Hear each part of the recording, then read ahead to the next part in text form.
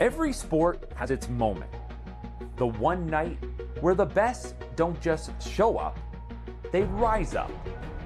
This is the Breeders' Crown. A season of sweat, speed, and sacrifice all leading here. From the barns to the paddock, from the first stride of spring to the final stretch of fall, every mile has built to this one. Crowning moment on Canadian soil for Bulldog Hanover. The fastest trotters, the fiercest pacers, the greatest names in harness racing, all chasing one thing: immortality. Because in this sport, nothing is given, everything is earned. Tonight, history is made again. And for the 42nd year in a row, we get to say, in harness racing, it all comes down to the Breeders' Crown.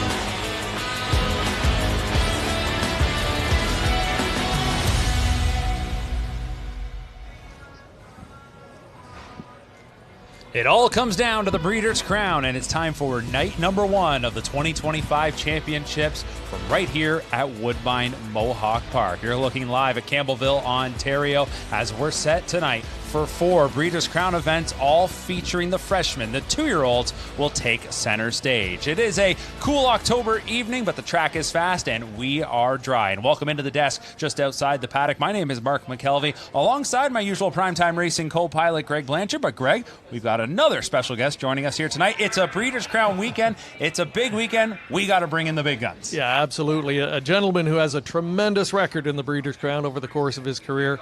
8-time winner, Paul McDonnell, and Paul, percentage-wise, one of the best ever. How special was Breeders' Crown night to you back when you were, driving on a regular basis? Well, I think it was everything, mostly because, your horses had to be kept fresh throughout the whole season. And I think that was one attribute that we tried to do, and keep the horses fresh as we could to get to the Breeders' Crown. So that was one main thing we strived for. And Mark, when Paul was winning a lot of those crowns, it was in the, sunny confines of Pompano Park in Florida a few times. So a little bit different here, but still a nice weekend weather-wise. Yeah, and we're in the single digits. It's cool. It's October. Last weekend for the eliminations, though, I think the high was 21 last Saturday. It was picture perfect, but it's dry, and that is the main thing. I would have to think, Paul, as long as it's dry out there, it's a level playing field. Yeah, it makes it easier for everyone. I mean, the horses enjoy it more when it's clear and the track is good, and the drivers, of course, they get good vision and can see the race better. So it's better all around this way. Well, I can tell you, folks, you might be tuning in thinking, oh, those guys are going to freeze all night. We got a couple of heaters here. I don't know about you guys, but I can feel one beating down on me. It feels pretty good. So we'll be comfortable out here tonight and tomorrow, as it's the 2025 Breeders' Crown here at Woodbine Mohawk Park. There's one other member of our broadcast team to introduce. She'll be in the paddock catching up with the various contenders. Let's say hello to Jamie McDonald. Thanks, guys. Like you said, Paul McDonnell needs no introduction, and neither does Bojangles. Let's rewind to 2007, where Paul and Some Beach Somewhere went a perfect 6 for 6 on the season, but they didn't race in the Breeders' Crown at 2.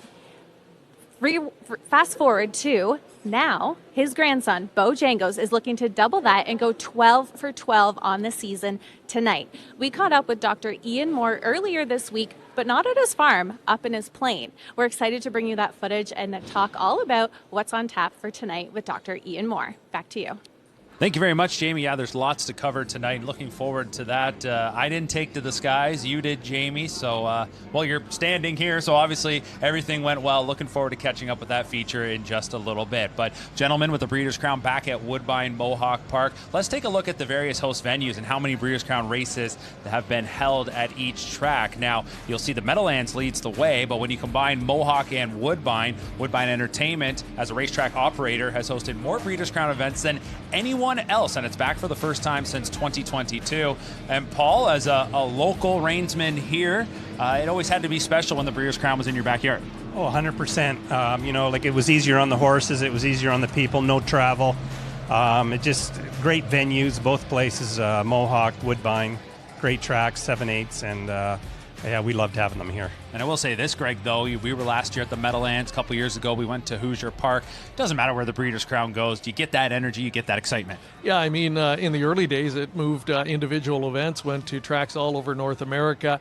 That shifted a bit in recent years, less host tracks.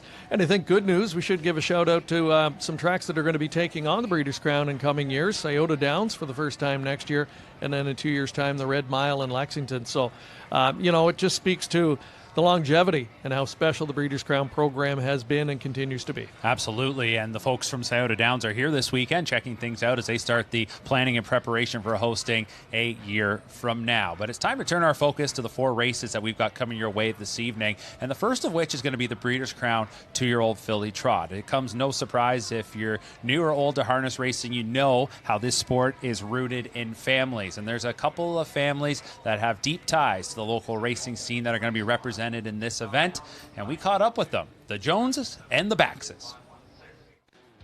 I'm Dustin Jones.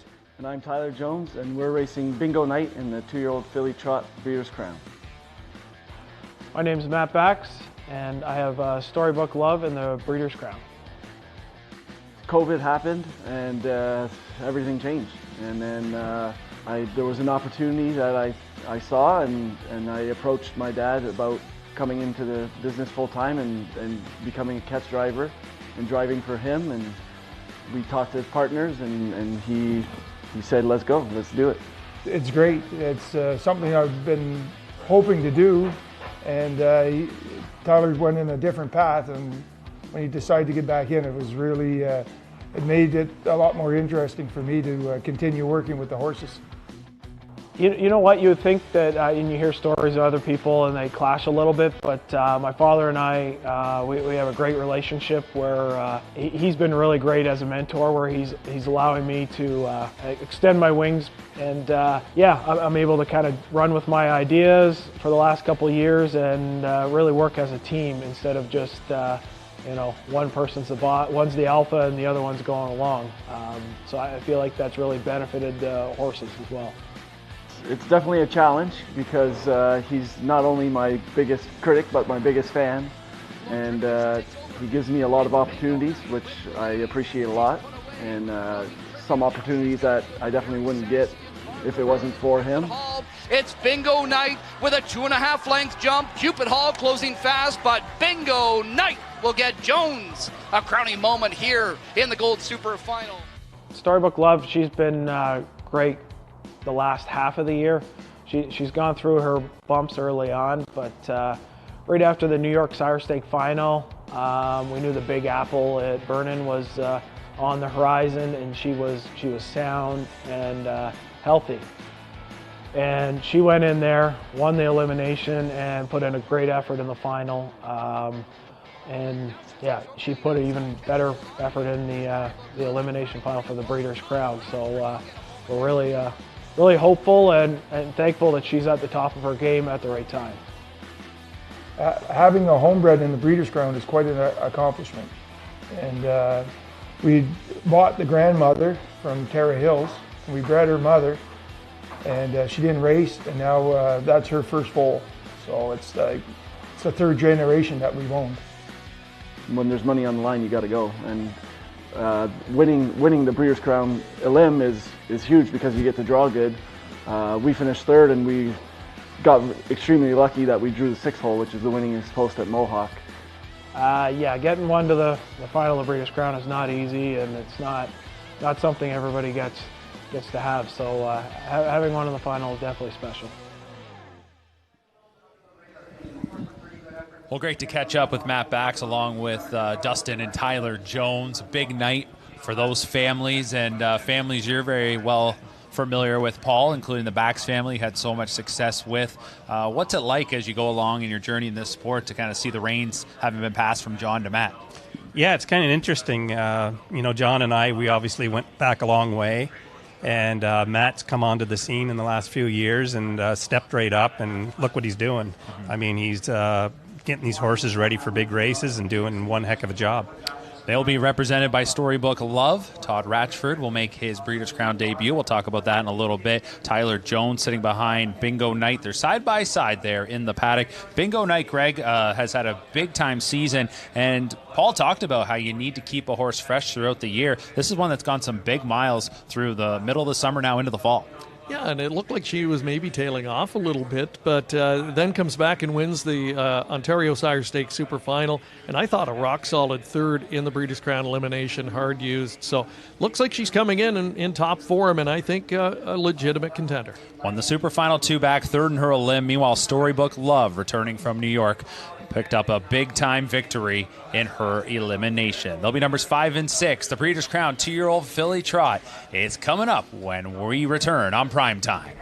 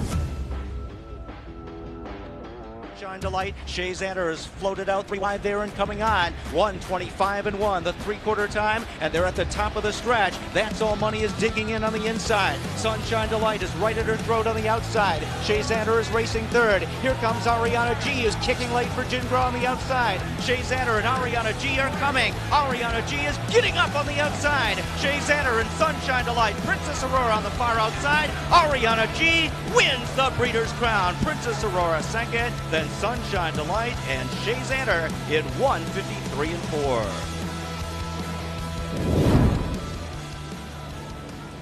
Well, the Breeders' Crown does crown champions, and that was a look back at the 2016 Breeders' Crown 2-year-old filly trot, won by Ariana G. That race took place at the Meadowlands here tonight. We're live from Woodbine Mohawk Park. Good look there at the flags. They're not moving a whole lot. We talked about it being a bit on the cool side, but again, it's dry and not much for windy conditions, and we're almost set to meet the horses for our first of 4 Breeders' Crown races. Welcoming you back inside the paddock as I can hear the paddock judge giving the call, letting everyone know they'll be heading out to the track in just a moment. Here's a look at the odds board right now for this Breeders' Crown 2-year-old filly trot. Current even money favorite is the number 2, Nezuko Kamado, for trainer Marcus Melander. He is so well represented throughout the course of tonight's races and tomorrow's, and this is one of his best chances. Let's take a look at how we got to this Breeders' Crown 2-year-old filly trot final as we take a peek back at last week's eliminations. And we start the first elim, Storybook Love. This is a horse for the back stable, Paul, that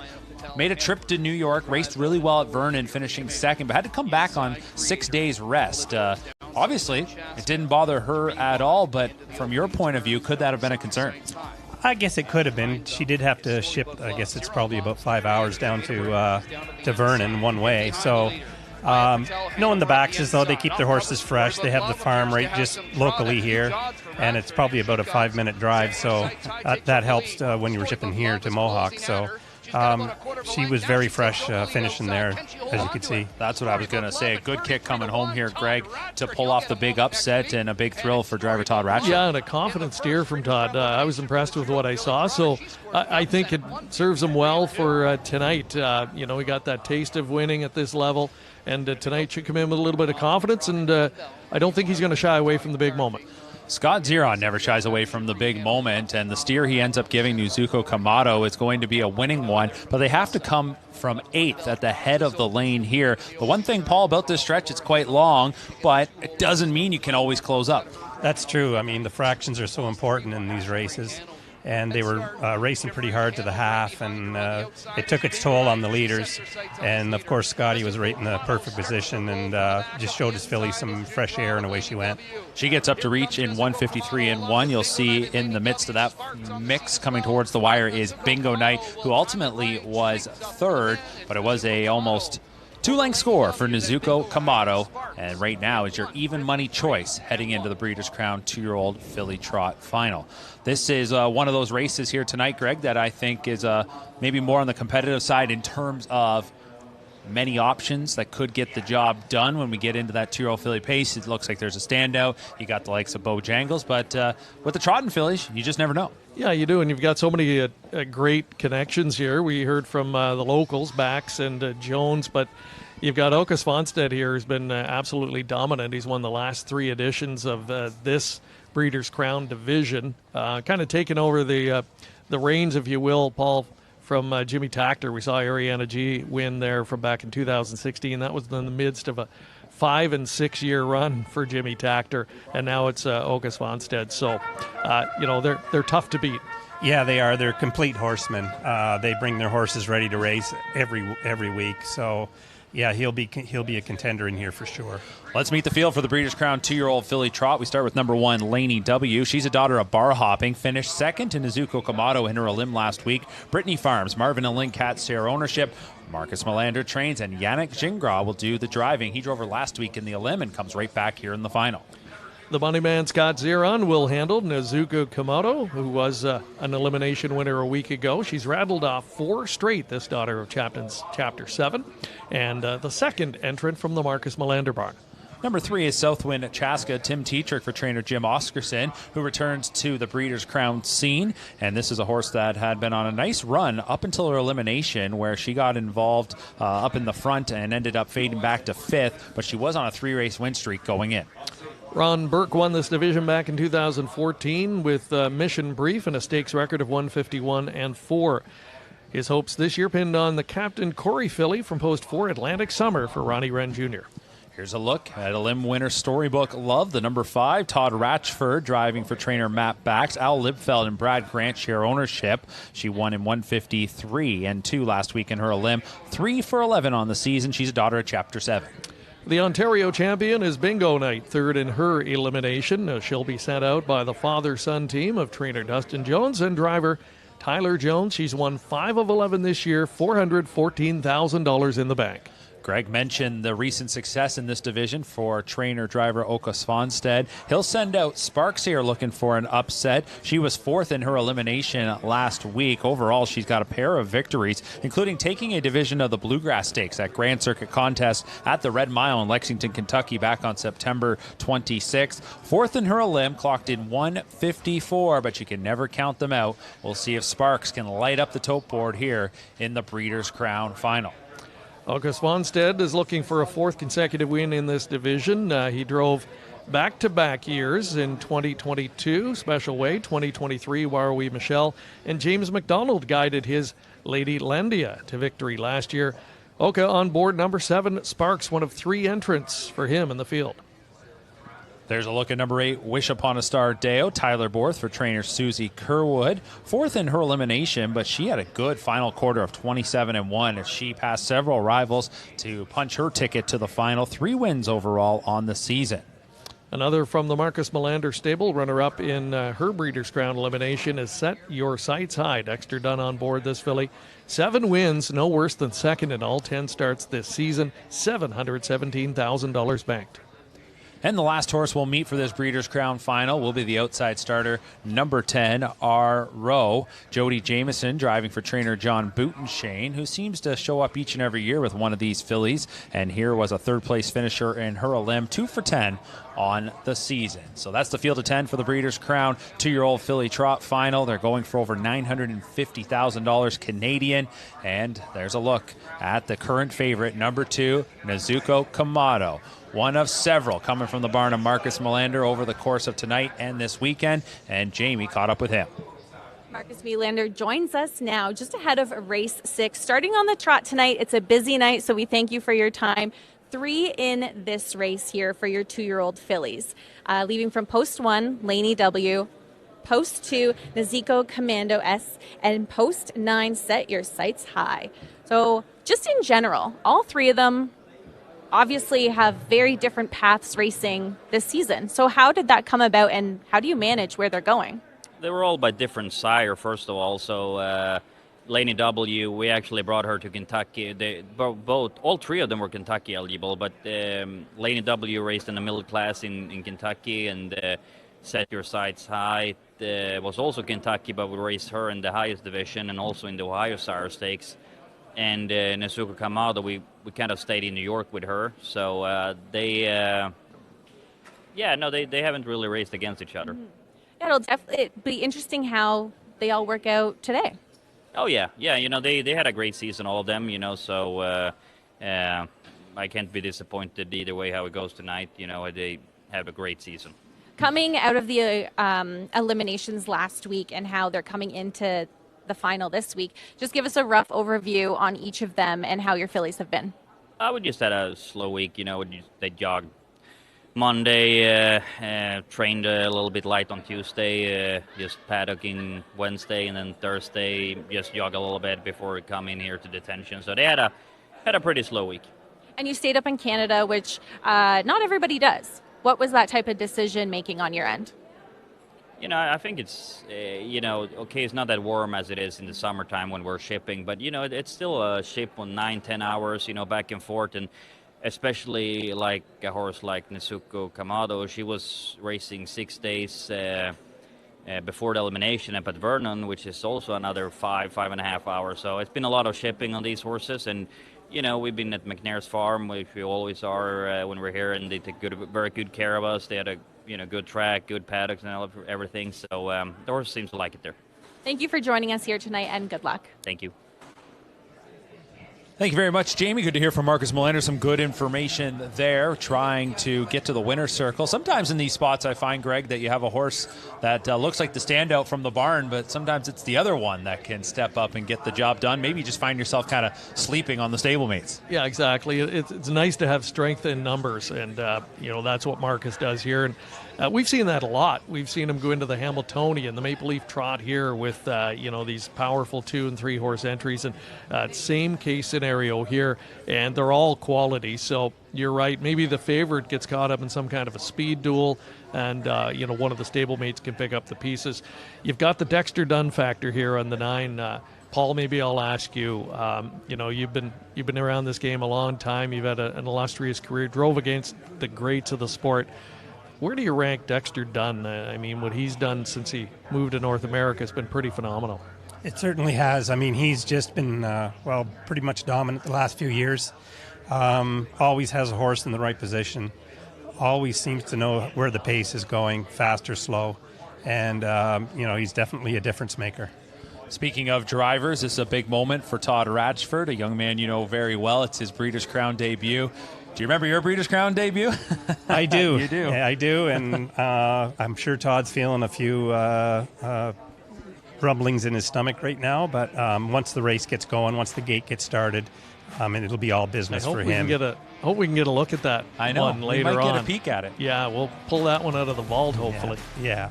Well, Todd's got a big opportunity here as he's going to try and bat 1,000, so to speak, if he can get the job done. 6-1 right now with Storybook Love. There's a look at a little bit of the facts and figures for this Breeders' Crown 2-year-old filly trot division as Yannick Gingras tries to surpass John Campbell for the most wins in this category, and he drives the number 1 Laney W for Marcus Melander, and that's kind of what I was hinting at. Here's a horse that you wouldn't be shocked if it stepped up and won, but kind of in the shadow of that stablemate. So as they get called in here, one thing I want to ask you here, Paul, is just a little bit of that strategy in some of these stakes finals. For those limb winners, they usually get a pretty good post position.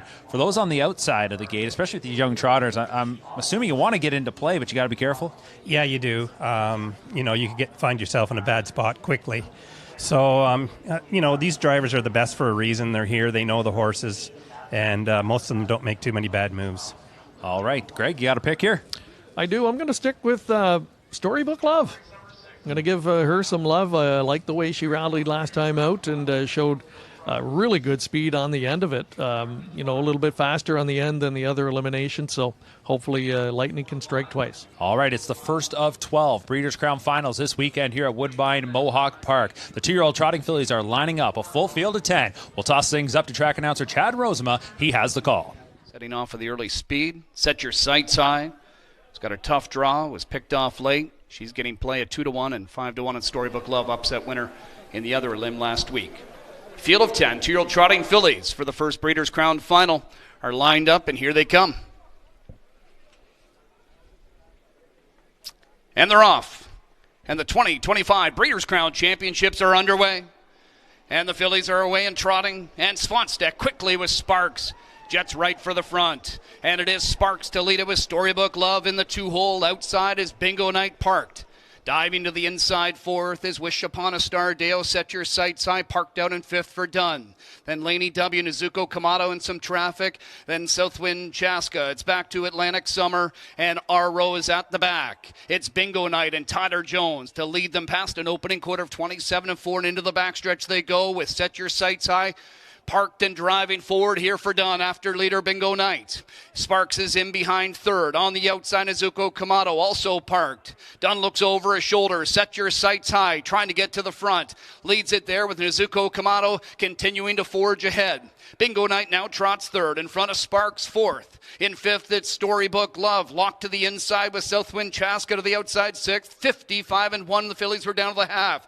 Atlantic Summer working with cover. To the inside is Wish Upon a Star. Dale. 3rd overs our road. Trailer Laney W. Nezuko, Kamado, and Scott Zeron stretch the lead to 2.5 as they head to the last turn with Set Your Sights High in 2nd. Bingo Night is 3rd. Southwind Chaska getting closer on the outside 4th. Locked up 5th is Sparks. Atlantic Summer up to 6th. Then Storybook Love looking for a way through. Our row, Laney W swinging wide from the back. 123 and 1 3/4. And Nezuko Kamado turns for home as a lead of 2 right now and Set Your Sights High. Dunn's calling on her for everything she's got. She starts to close from the pocket. Bingo Night, Storybook Love dives to the inside. Atlantic Summer in the center of the track. Nezuko Kamado, Storybook Love up the inside for Todd Radford and Matt Bax in their Breeders' Crown debuts. Storybook Love is a winner by a length and a half in 1:52.2. What a finish! Storybook Love takes the Breeders' Crown. An incredible moment for Todd Ratchford as he wins his Breeders' Crown debut. A patient steer waiting for room in the lane, and it develops up the inside. Storybook Love wins the Breeders' Crown 152.2. What a moment there. What a thrill. There's only one person at our desk that can talk about a thrill like that, and that's Paul McDonnell. Paul, what's he feeling right now? I can imagine what he's feeling. I mean, he's probably just jubilant right now, and he probably can't even believe it happened. And, I'm probably sure he wasn't very happy with his drive at the 3/4 pole, but I mean, things opened up for him, and here he is, a Breeders' Crown champion. And again, it was a good final quarter coming here from Storybook Love, and it was just a case of whether or not, Greg, that room was going to be there. Yeah, exactly. You could tell turning for home, she was live and doing some stick handling, and what a talented filly, right? Showed speed off the gate, had to weave through traffic late, stop and start her, then dive to the inside. And, Paul, maybe you could speak to this. Trying to pass horses on the inside isn't something that horses naturally want to do, but this one did willingly. Yeah, that's her strong point. She's always seemed to be trotting hard at the wire, and she got the trip like she didn't have to use up much for 7/8 of a mile, really. So when he did find room, she was very willing to go through there. A change of strategy here tonight from Nezuko Kamado. You knew Scott Zeron wasn't going to be counting on a hot pace and this coming from the clouds like he did last week. He sent this one forward here, and a different journey, Greg, and it ends up not panning out this time, but a third-place finish, certainly respectable in the Breeders' Crown. Yeah, for sure. And, for Todd, I thought there was a key moment in the race there. Down the backstretch, it looked like he had an opportunity to maybe come out into the flow fifth. Yeah. But if he did there, it was going to be a long kind of uncovered trip, and he took the gamble and stayed to the inside. But, Paul, that's got to be just a split-second decision, and he, like you said, he probably was wondering, turning for home, if it was the right one. Yes, that's for sure. I mean, I agree with you. He would have been first over a long way, and probably the result would have been very bad. But he was patient. He did his thing, and he let the filly do her thing down the laneway. All right, we're going to get to a post-race interview in just a second. Looks like our friends over at Fox Sports are going to catch up with Todd Ratchford. We'll join in on that chat once we get the cue. Looks like Jenna Otten standing by.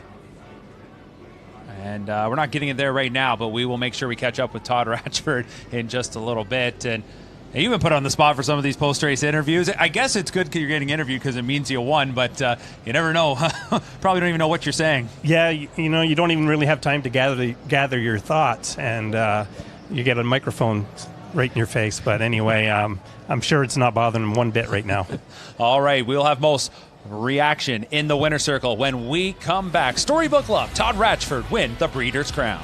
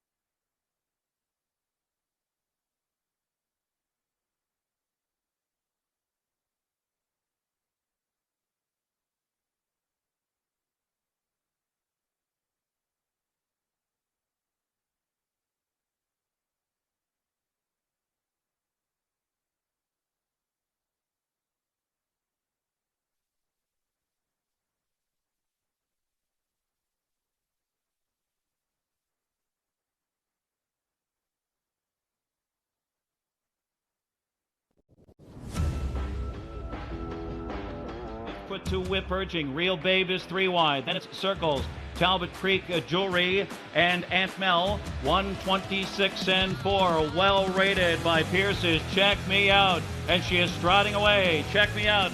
Win Missy B is as for speed from second. On the outside, 4 at Dancer. And then it's Miss Paris. Check Me Out in front by 2. She's clear and home free. Check Me Out, a dominant winner here in the Breeders' Crown. 2-year-old filly trot. She wins it over Win Missy B. 4 at Dancer and Miss Paris. 154 and 4. A Throwback to a dominant performance in the Breeders' Crown there from Check Me Out back in 2011, and now in 2025, your Breeders' Crown 2-year-old filly trot champion is Storybook Love. We talked about this moment for Todd Ratchford. We caught up with the Bax family earlier. I would have to think, as happy as Matt is, John's got to be quite proud. Yeah, he will be. He's a real family-orientated guy, and he'll be ecstatic. And also, a longtime owner Al Libfield. He's been a constant in the back stable for many years, and glad to see him out there and winning this too. And some prominent owners there. And it kind of shows their faith, too, not just only in the back stable, but as well to not step in and say, hey, we want a more veteran driver to steer this horse, Greg. They allow Todd Ratchford, who has been closely connected with the back stable the last couple of years, to maintain this drive, and it paid off. Yeah, there has to be something in the pedigree, right? You're related to Todd, Paul, and you won your first Breeders' Crown drive, and now Todd does. So what's the secret? I don't know if there is a secret. I think it's just getting good horses, and I agree with you, Mark, about how the Baxes they stick to their drivers, and it's good that Al and Brad stick to the Bax program. Right. They let them do their thing and call the shots. So it works both ways. There's a look at the prices. $11.90 is that $2 win price on Storybook Love. Don't forget, this was an elimination winner. It's not all that often you get a price like that on an elim winner. So those that really loved what they saw from Storybook Love and backed her, well, it pays off beautifully nice as Storybook Love wins the Breeders' Crown. We're hoping to get to the winner's circle for some reaction, and over the course of the evening, we'll certainly continue to talk about this win from Storybook Love. And Greg, you nailed it, so I got to give you some props. You didn't back off. I will take it. First of four tonight. If I got shut out the rest of the way, no big deal. An 11.90 winner on Breeders' Crown night. It's always a feather in your cap. It's always something special, but not nearly as special as this night's going to be for Team Bax and Todd Ratchford. And when you won the Breeders' Crown, Paul, and now for Todd, what did it mean to your career? Did it change anything for you after that? It absolutely did. I think you'll see a lot more trainers now have confidence in Todd going forward. You'll see some bigger stables start to use him. Now that he can show that he can produce on the big show. Well, I should probably also throw this in here. Todd Ratchford, we play hockey on Wednesday nights. He was a machine this past Wednesday. He was feeling pretty good this week, and he was feeling really good on the track. I should have seen something there. Storybook Love wins the Breeders' Crown. We'll be right back on Primetime.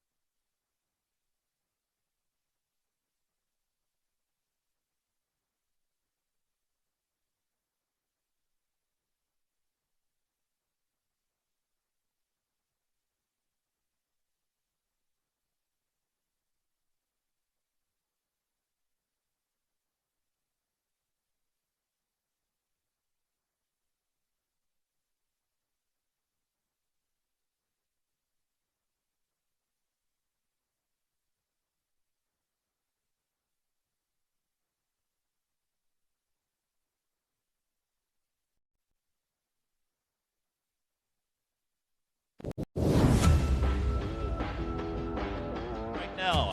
Rodeo drive. Dale setting it up from third over. Looking for racing room is Rose on the inside. They turn home on 3/4 in 1:24.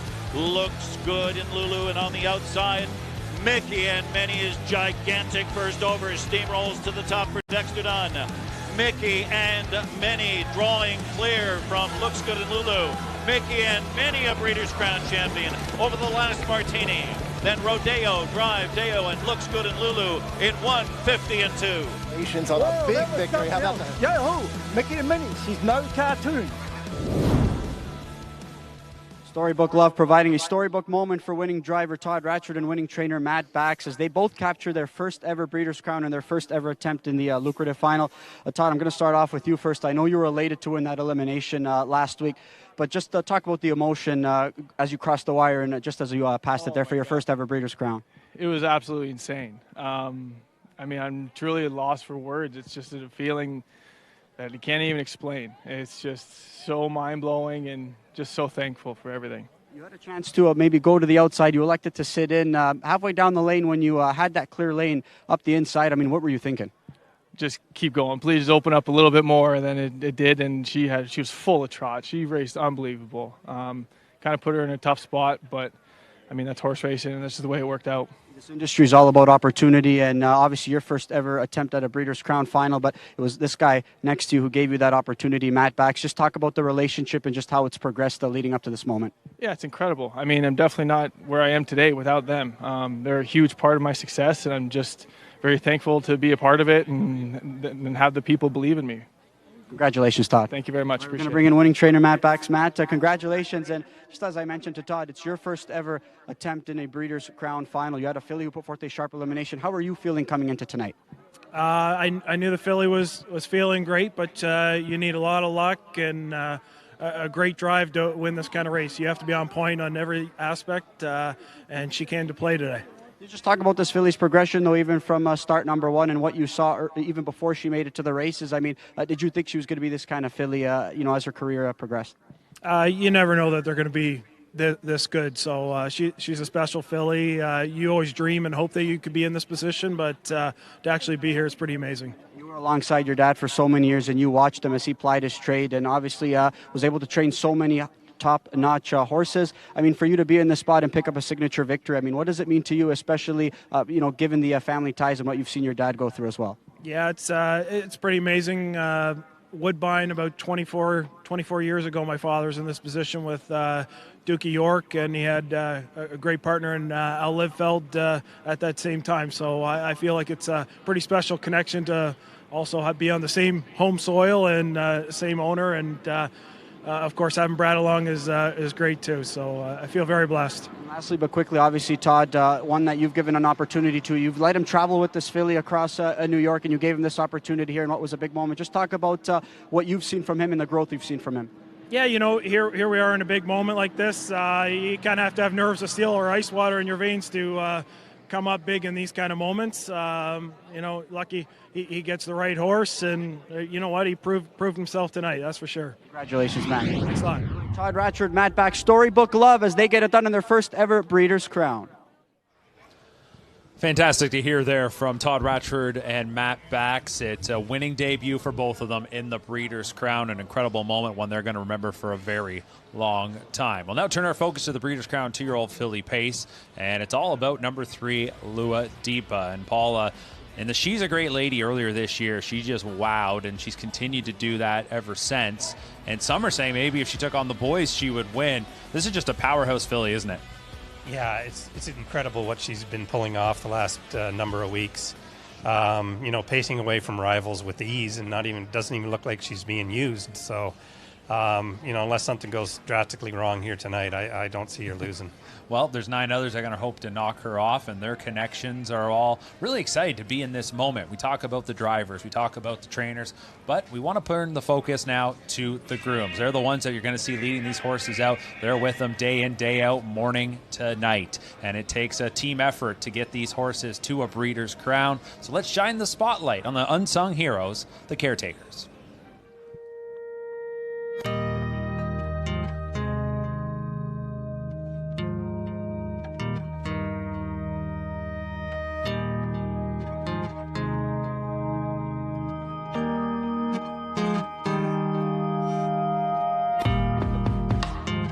Long before the crowds arrive and the gates spring open, the workday has begun. In Barnes Across, Ontario, harness racing's unsung heroes are hard at work. They're the first to arrive and the last to leave. This is the life of a groom. Grooms are the backbone of the racing business. They care for the horses daily, brushing, feeding, training, traveling, building the trust that makes performance possible. Each horse has a dedicated groom who knows them inside and out, ensuring that they're healthy, calm, and ready to race. I think growing up in the industry, it was always an interest of mine, and I rode horses for 13 years too, so working with and around horses has always been something that I've been interested in. And when I finished university, I knew that this was my passion. Just the thought of working with an animal, different challenges every day, and get here about 20 after 5 in the morning and feed them, and then work as a team, kick them all outside, get their stalls done, and start driving. While they're out jogging, we'll do their stalls. They'll come in, we'll give them a bath, and then once they're dry, we'll put them all away, we'll brush them, and yeah, set out feeds, give them lunch, and then we can go home.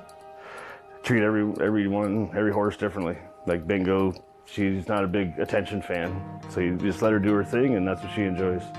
Then there's a couple that, you know, they like to, you know, be petted and give a little more attention to. Every day and every horse is different.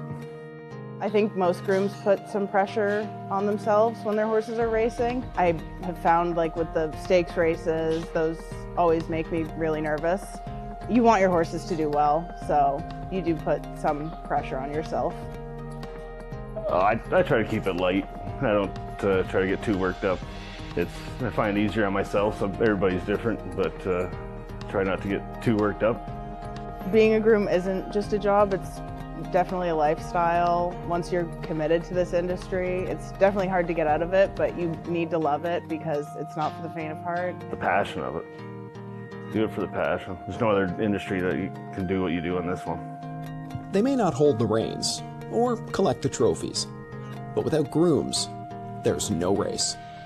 Ontario's harness racing industry rides on their shoulders every single day.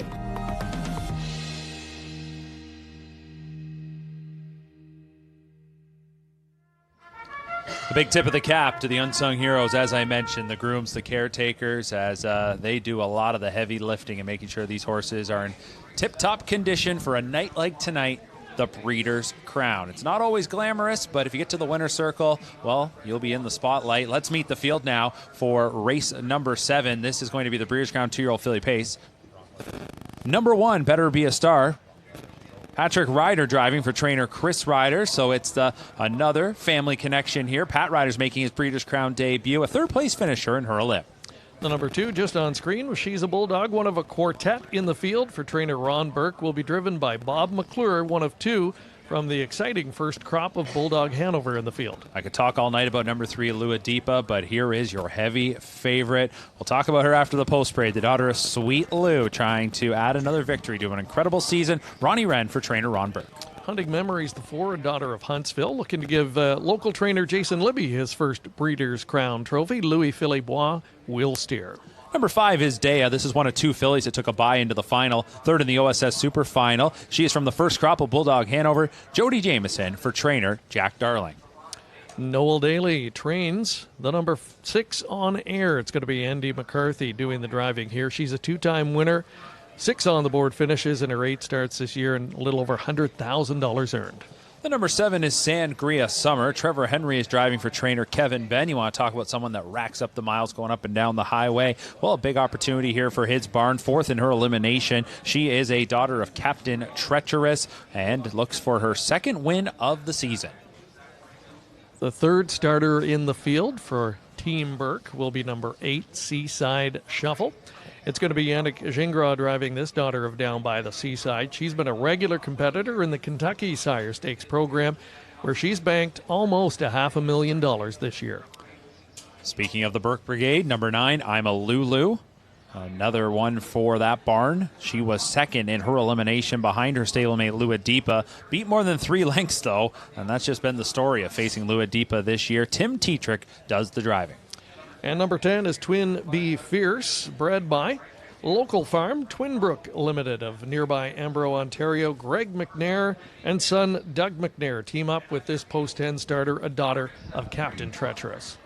So that's a field of 10 for the Breeders' Crown 2-year-old filly Pace. And let's not waste any time. Let's take you back to a week ago to take a peek at how we got to this final. We'll go back to elimination number 1, and it was headlined by Lua Deepa with Ronnie Wren in the bike. And this was kind of a unique trip. Not how you necessarily would have mapped it up here, but I guess, Paul, when Ronnie's got a horse like this, he can kind of do whatever he wants. Yeah, he didn't seem too concerned at any time.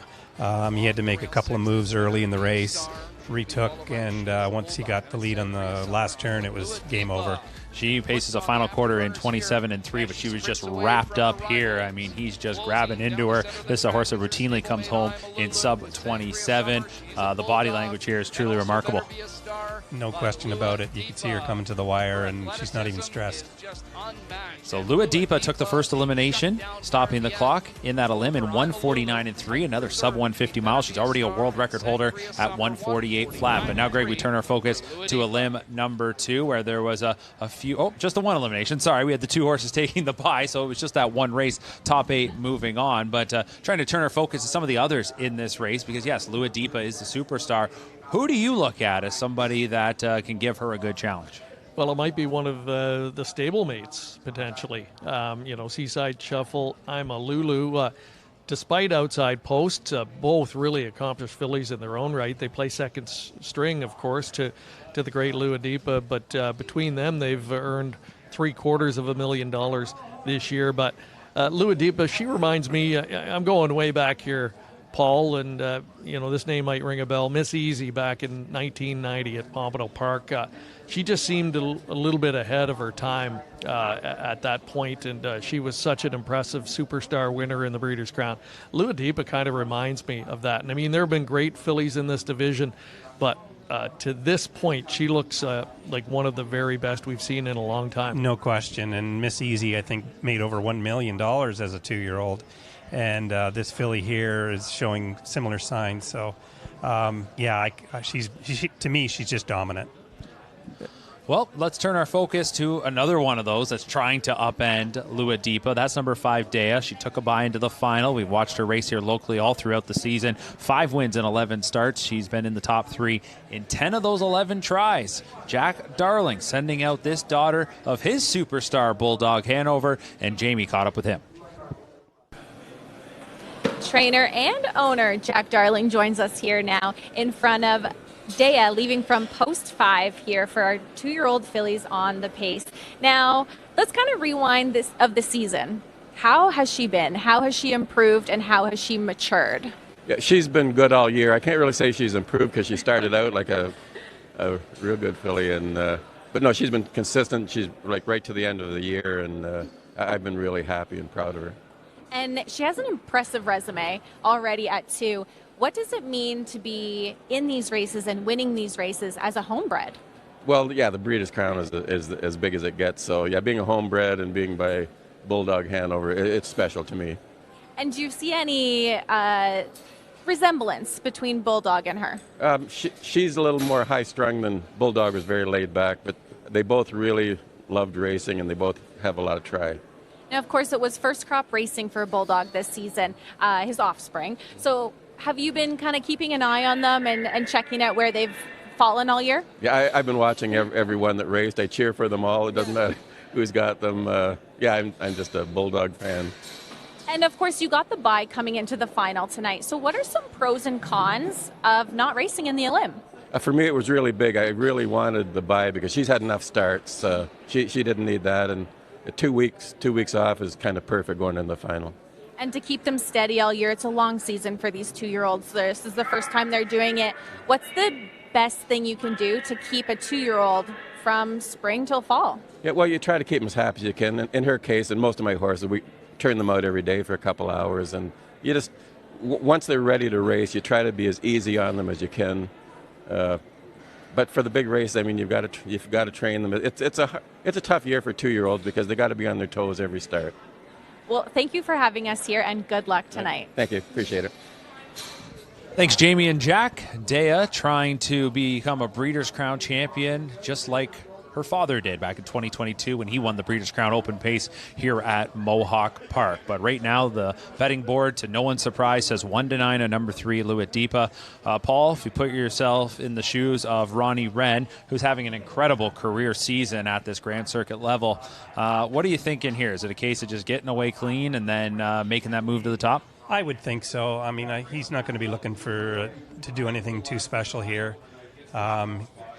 I think he knows she's the best, and just like everybody else does. And as long as he just stays out of trouble early, and he'll find a way to get the job done. And folks were talking about whether or not we might see some record miles here tonight. Well, the conditions are much cooler than they were last weekend on Friday and Saturday, but 52-2 in that 2-year-old filly trot, Greg.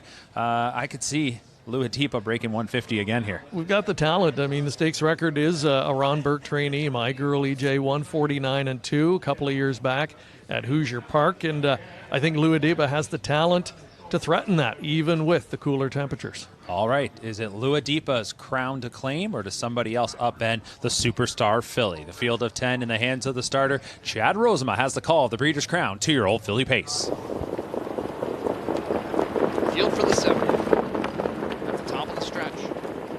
Here come the 2-year-old pacing fillies for the Breeders' Crown final.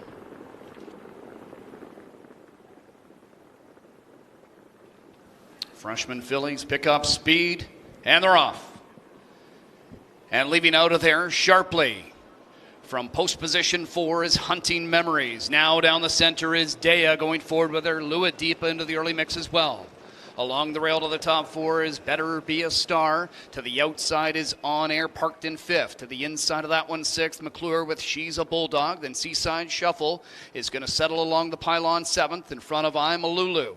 The last pair of Sangria Summer and trailer Twin Bee Fierce, 26-1. Quick opening panel for the 2-year-old pacing fillies. Dea leads it, but here's Luadipa and Wren Jr. rolling in the backstretch here and set to assume command. It's Luadipa on the outside, getting in front of Dea, who's now going to follow the favorite with Hunting Memories 3rd. A length and a half in front of Better Be a Star 4th. On Air got a seat 5th. She's a Bulldog 6th and brought to the outside. And that gets McCarthy out of 5th with On Air. She'll be first up. So She's a Bulldog works with cover. 3rd over Seaside Shuffle. Locked inside is Sangria Summer. I'm a Lulu starting up 4th over from the back. And Twin Bee Fierce inside trails.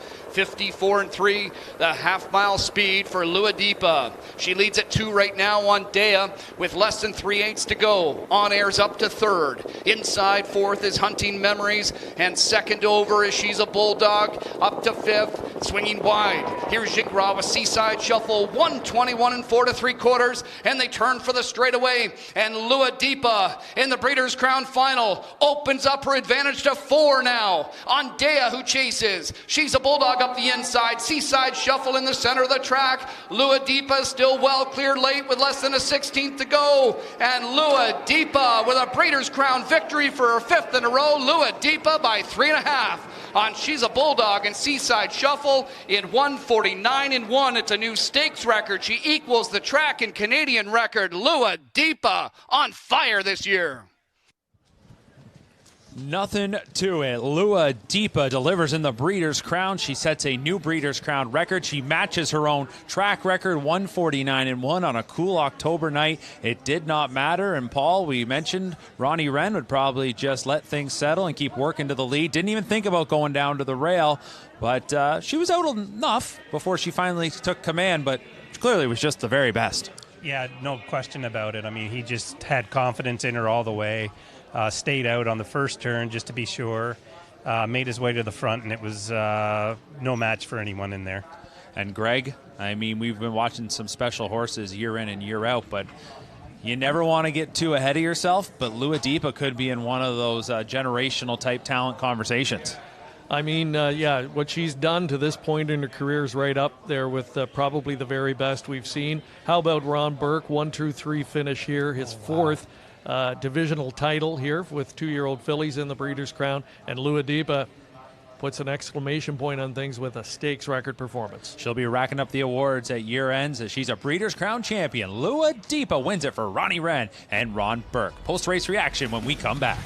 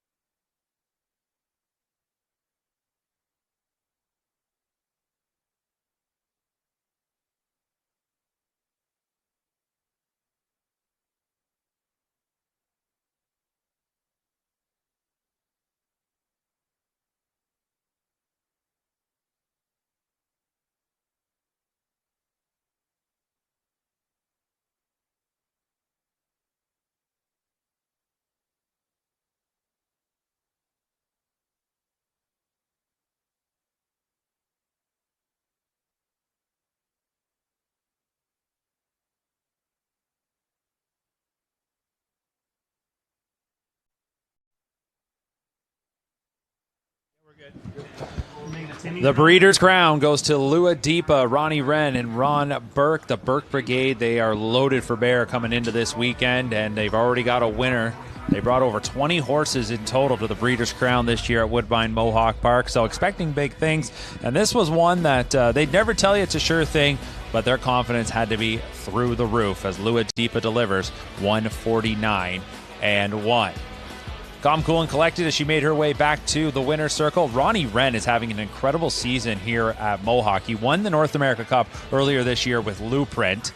Came back to race this filly in the She's a Great Lady and won. Now wins the Breeders' Crown. The only race he's lost this year was a hard closing finish last week from Malillo, who we're going to see in the Breeders' Crown 2-year-old colt Pace. He might want to consider taking a permanent residency here the way things are going. Yeah, for sure, right? And throw a Little Brown Jug title into the mix this year. So kind of a breakout year for him. I mean, he's always been a guy that racked up huge win numbers, racing at tracks like Northfield and the Meadows, but now getting these Grand Circuit opportunities and getting his name more on the map. And you know that his confidence level is just going to rise after this year, and I expect we'll see him year in and year out on these big stages. And Paul, you mentioned the fact that when Todd Ratchford won, you said that'll do a lot for his career. Last year, Ronnie Wren, who guides the very popular Lua Deepa to the victory, last year he won with Blueprint in the Breeders' Crown, and I'd have to imagine that kind of was the stamp of approval that Ron Burke could say, all right, we're going forward with you all season long on the Grand Circuit. Absolutely. I mean, you get the confidence of Ron Burke, that powerful stable. It's going to take you a long way down the road. So kudos to him for putting the horses in the right spots, making sure that the horses are taken care of during the races, and getting the job done when it needs to be.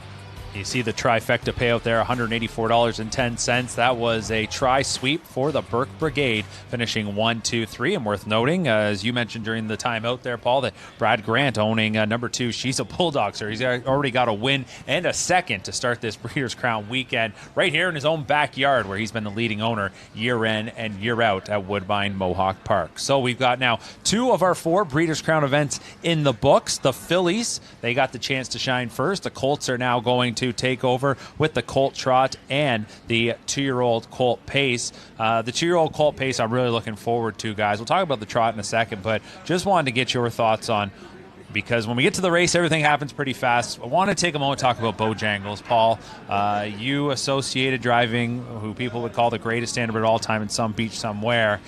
It's too early to put him in that category, but a perfect season with wins in the Metro and the Breeders' Crown, starting to give us that kind of generational talent feel. It certainly is. I mean, you could see him getting stronger and stronger as the season went on. I started to notice around August there, you could just tell he was striding out longer, and he had that presence on the track. And there's very few horses that, really catch your eye like that. And he was definitely one of them. And Greg, I remember we were sitting in a spot like this for the baby races, and there's always those that catch your eye, but it doesn't mean they're going to be superstars. They might just kind of be ready at that point in the season. But this was one right off the hop that was set to go. Yeah, I mean, he was third the first time Doc Moore himself drove, but he came from the clouds, and he had a head-turning final quarter on that day, and I think it left people thinking this colt might be something special, even though he hadn't won his qualifier. And he went out the next week and won by open lengths in 53, and then, it's been smooth sailing ever since.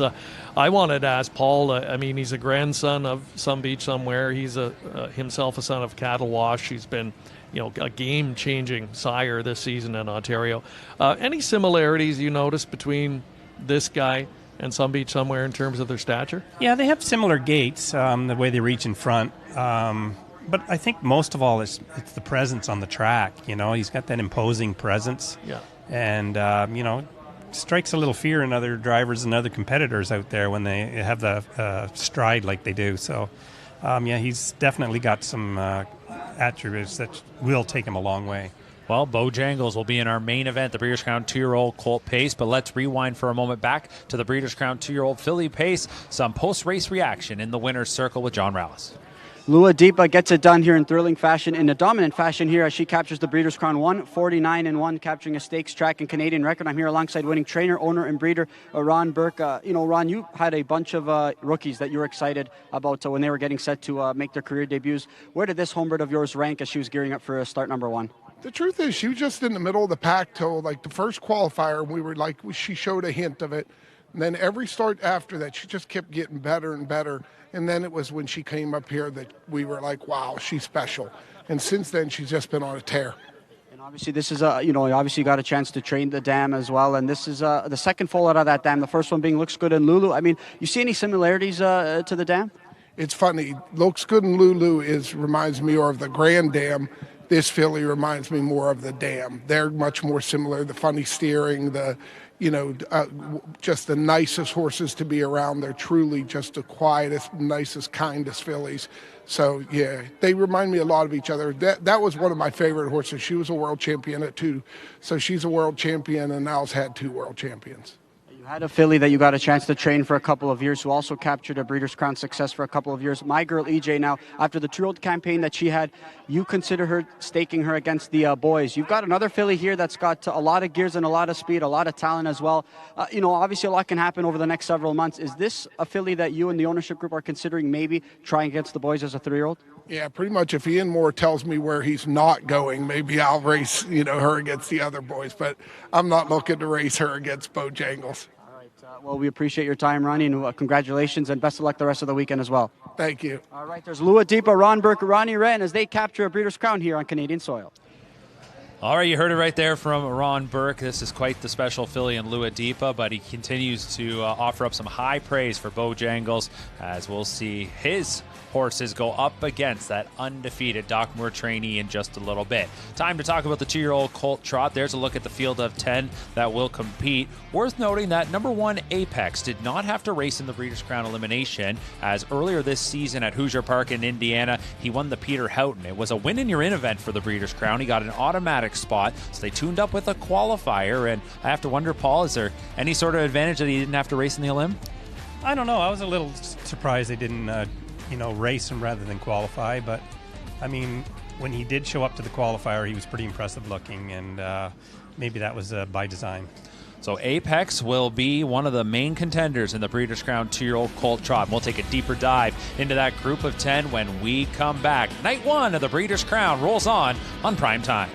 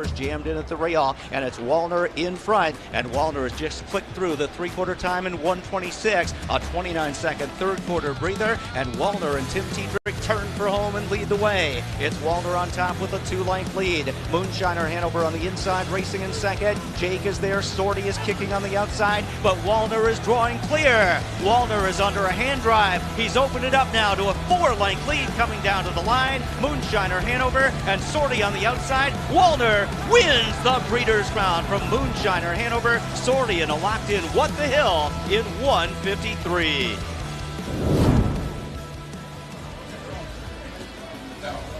Continuing our trip down memory lane and a past look at Breeders' Crown champions, that was a peek at Wallner.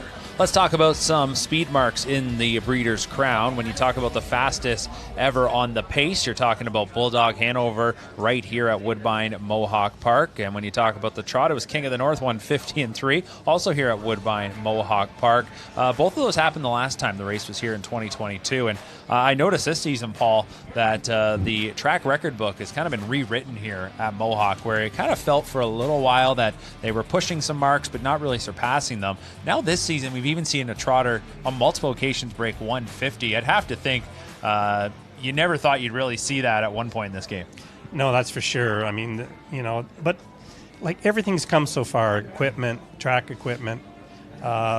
maintenance, everything comes into play here. So I'm not surprised that they're going faster miles in these days. And the 2-year-olds certainly know how to carry their speed. Let's take a look back at the eliminations for the Breeders' Crown 2-year-old colt trot. That's our next race on the docket, and we go back to the first elimination where a horse by the name of Spencer Hanover, who's trained by Marcus Melander, has appeared to really turn the corner since adding the trotting hobbles. I'd have to think for the Melander barn, they hate to do it, coming from Sweden, but they have thrown them on this guy, and in 3 starts, he's got a second and now 2 wins, and he was certainly roaring home 26-3 as he comes from sitting in 4th. He was sitting on cover there, turning off into the stretch, and just kicks on by.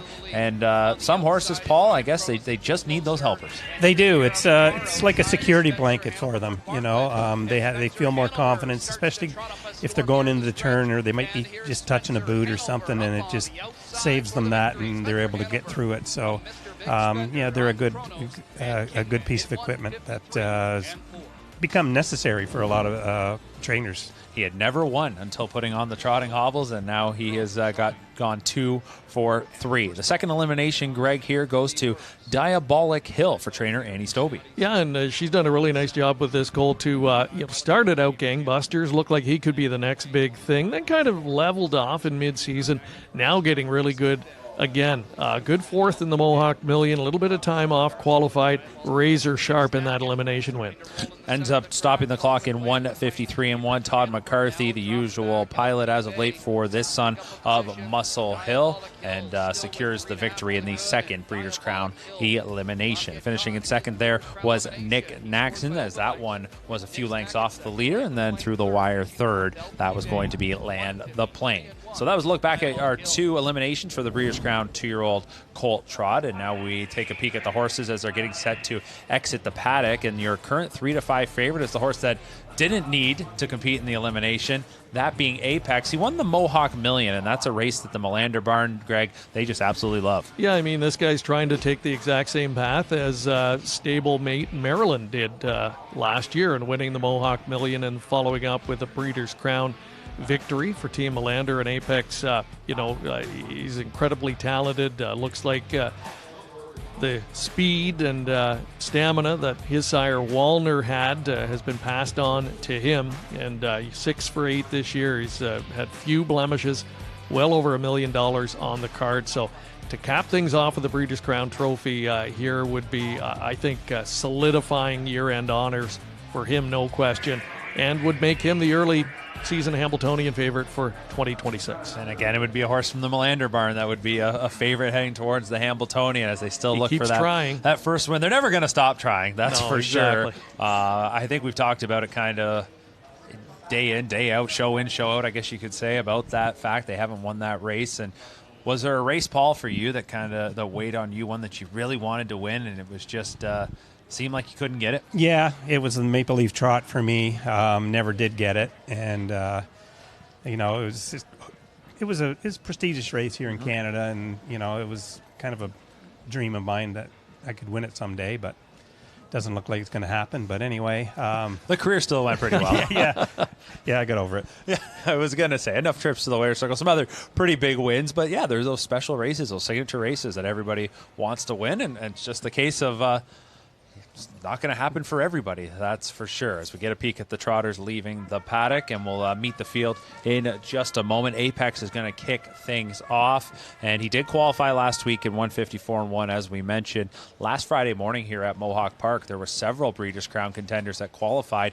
including Alista Hanover, the stablemate at Diabolic Hill, and she was just absolutely incredible. We'll see her tomorrow night. Here's the field for the Breeders' Crown 2-year-old colt trot. Apex is the number 1. Dexter Dunn for Marcus Melander.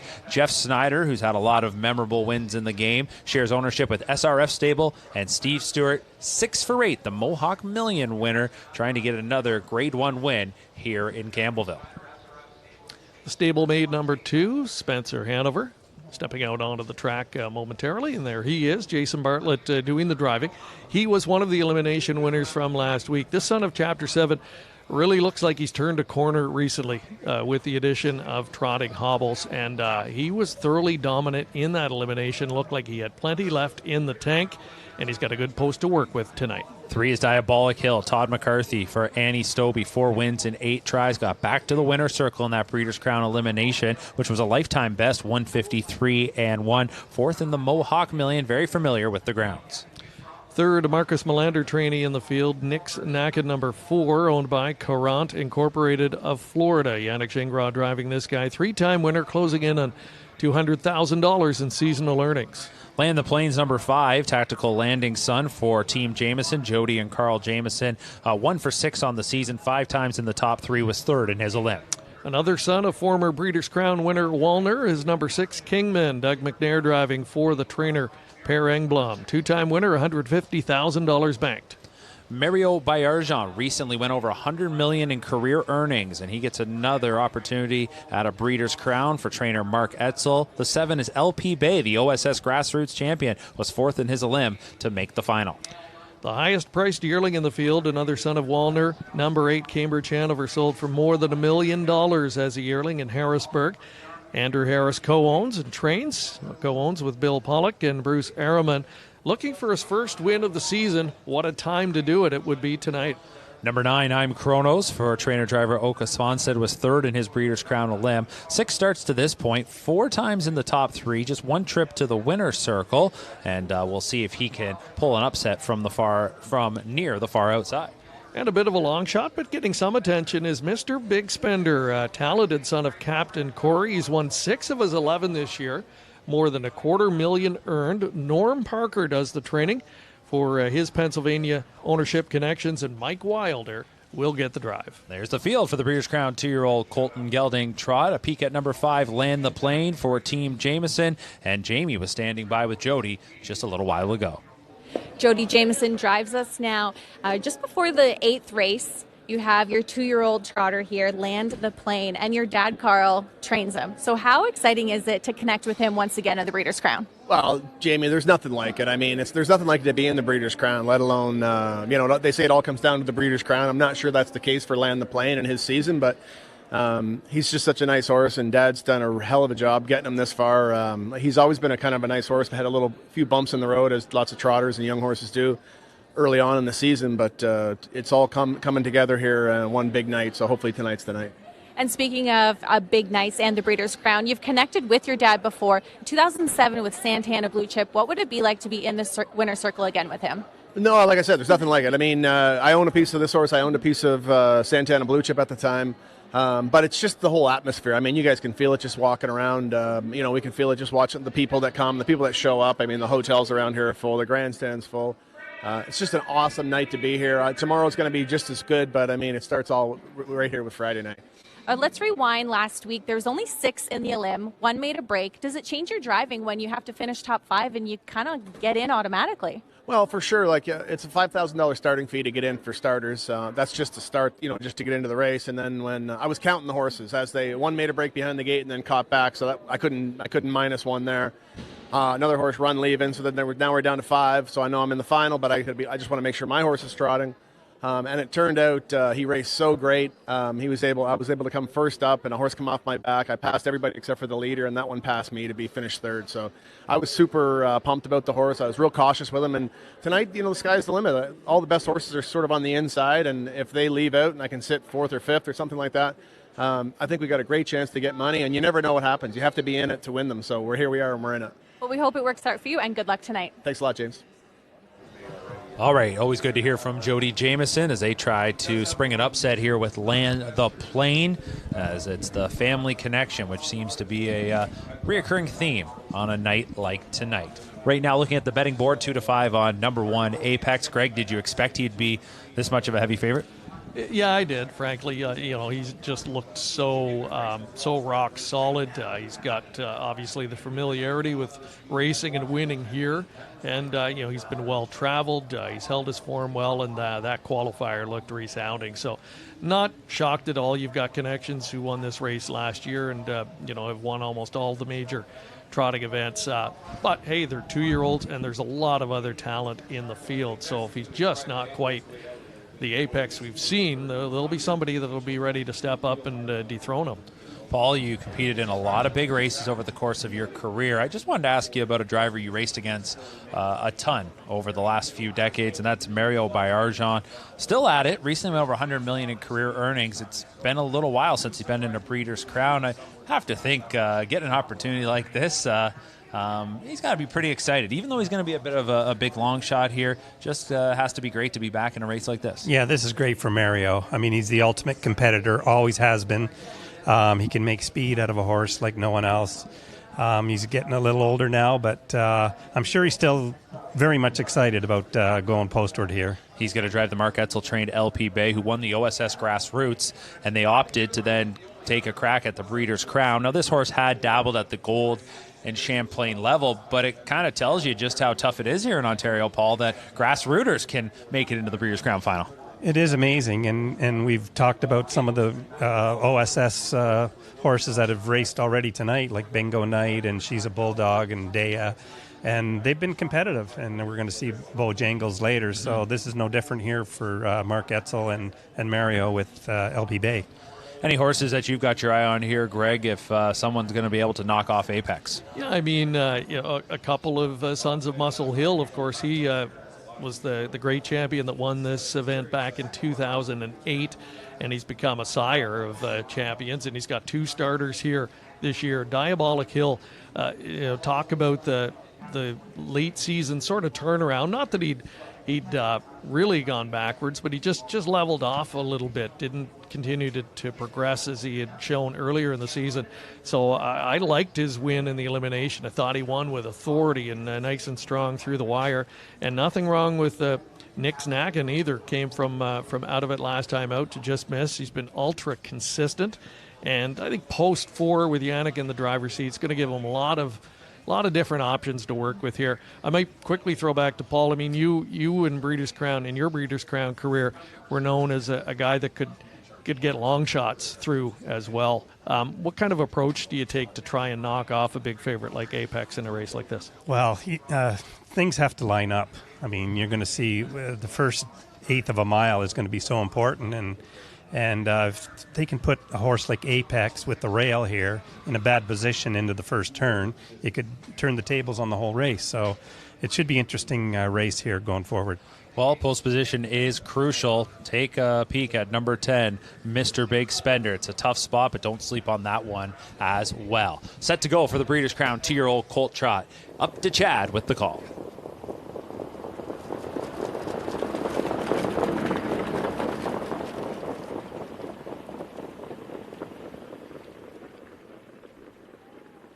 Two-year-old colt and gelding trotters lined up behind the gate for their Breeders' Crown final. Here they come.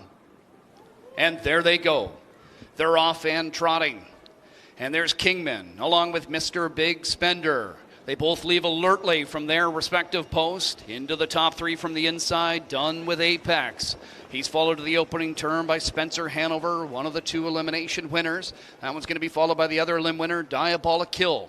Parked to the outside in 6th, the Gingras now sliding along the pylons with Nix Nacken ahead of Land the Plane. Then it's I'm Kronos. LP Bay is next to last. Cambridge Hanover the early trailer. Everybody's got a seat through a 28-4 opening quarter. Mr. Big Spender and Mike Wilder lead the way by nearly 2, heading up to 3/8 on Kingman in 2nd. Apex trotting in 3rd. Then Spencer Hanover 4th. Diabolic Hill sits 5th in front of Nix Nack in 6th. To the inside, scooting up is Jameson with Land the Plane to pick up some ground. I'm Kronos follows him. LP Bay to the outside, then Cambridge Hanover. It's Mr. Big Spender still on top with Kingman as closest rival. There now with the move. First up out of 3rd. Here's Dunn with Apex. 57-4 the half-mile speed. And Apex is now brought to the outside and begins to accelerate on the turn to 5/8 with Spencer Hanover riding his cover. To the inside up to 5th now, Land the Plane. 3rd over is Diabolic Hill. Then Nix Nack into the outside. I'm Kronos, LP Bay, and Cambridge Hanover heading to 3/4 next. Mr. Big Spender from the 10 hole is now getting match strides by Apex on the outside. They're to 3/4 in 1:25. 27-1 pickup there, and Apex on the outside as the sprint is on. Pokes a nose in front. Mr. Big Spender fighting back. Off cover, Spencer Hanover is all out here for Bartlett, trying to close, and Diabolic Hill even further out. Inside, Mr. Big Spender, Apex, and Spencer Hanover continues to close on the outside, and Spencer Hanover gets up for Jason Bartlett to capture the Breeders' Crown in 1:53-2. A fantastic finish in the Breeders' Crown. 2-year-old Colton Gelding trot, and it goes to number 2, Spencer Hanover at 4-1. Jason Bartlett's going to get his first Breeders' Crown victory here with this Marcus Melander trainee. We talked about this horse having really taken a big step forward since adding the trotting hobbles, but this was a battle as they were certainly dueling on home here, Paul. And that 10-hole starter, Mr. Big Spender, got away real well. Not a lot of early speed, got to control things and hung in there tough. Yeah, I thought he was a winner halfway down the lane. 28-4, 57-4, pretty moderate fractions for this bunch. And, it was a horse race right to the end. It was a good race.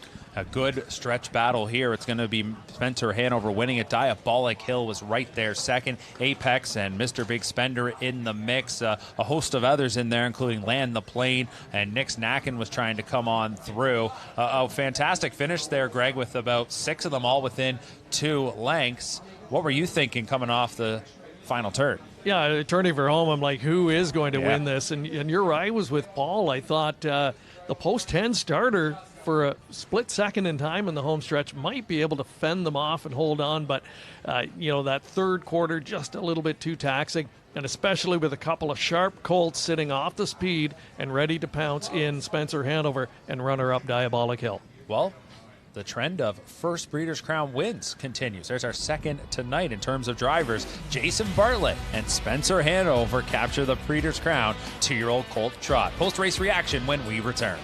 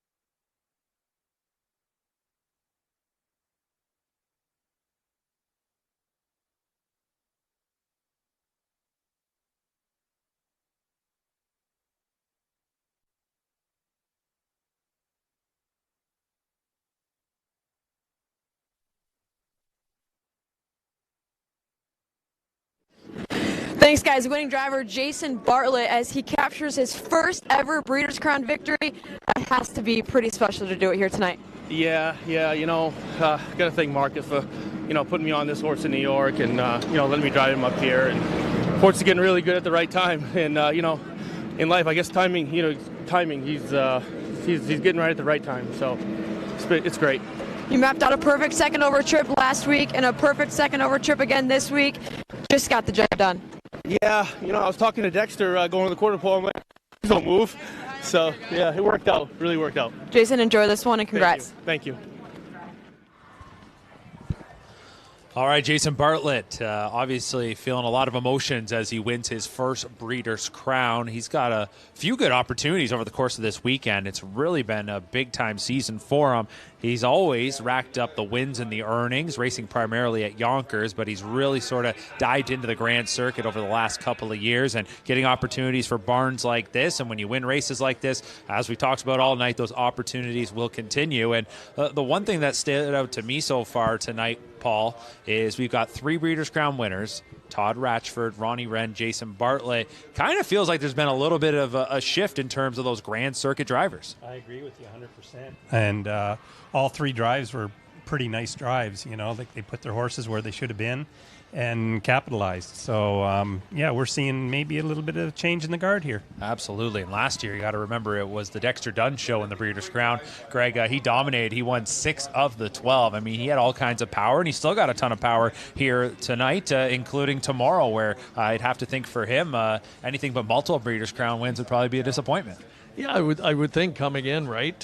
But, it's opportunity, as you said, and Jason Bartlett alluded to the fact that, right horse at the right time, but then you have to give them the right trip too. So it all has to come together if you're going to be a Breeders' Crown champion. And kudos to those guys. And I agree, maybe a little bit of a passing of the torch potentially. Well, we're still awaiting the prices here from that Breeders' Crown 2-year-old Colton Gelding trot. 4-1 was the price on the 2 Spencer Hanover. Also 4-1 on Diabolic Hill, and then 17-1 on Mr. Big Spender. So this hasn't necessarily been as chalky as we could have anticipated going into tonight. Storybook Love paying $11 in that first Breeders' Crown. I think early on tomorrow night, looking ahead, Greg, you see the likes of Twin Bee Joe Fresh that really stand out, Mickey and Minnie, but this is why they do the racing on the track. Yeah, there have been big upsets before. We heard from Paul earlier, engineered what was at the time the biggest upset in Crown history when Bayes Fella beat the great Top Notcher. So it can happen. We just saw it there, and we've got another one to go through tonight, and then you're right, there will be a lot of heavy favorites. I mean, one thing the Breeders' Crown does is attract the superstars, the very best in the sport, and they get that branding for a reason. Well, I want to ask you this question, Paul. It's a pretty cool night here. How much does that factor into these horses when you start to get those cooler temperatures? Well, it probably factors in a little bit, but I think most of what really factors in is the long season. Right. I mean, you're looking at a lot of trucking for some of these horses. They've been on the East Coast, they've been to Kentucky, they've been up here, and we're into October, like you say, and it's taxing. Well, we just got news. There's an inquiry on the winner, Spencer Hanover. A bit of a late inquiry that comes in, but obviously with the fact that we hadn't received the payouts yet and this race hadn't gone official, tells you that the judges were obviously looking at something. And I would have to think now for the connections, they're going to have their heart rate certainly increase and be kind of sweating a bit here. I'm not exactly sure what they're looking at yet. I don't think they made that announcement, but this can't be a good feeling, Paul. No, it never is, and he'll have a lump in his throat for a little bit until this gets finalized, but I didn't see anything during the race that triggered my eye, but it'll be interesting to see what the judges have seen. All right, well, we await and see what happened, and while we await that, we are going to take a timeout. We'll step aside and allow the judges to go to work and see if we can get this race official. So stick around as we await the results of the Breeders' Crown 2-year-old Colt Trot.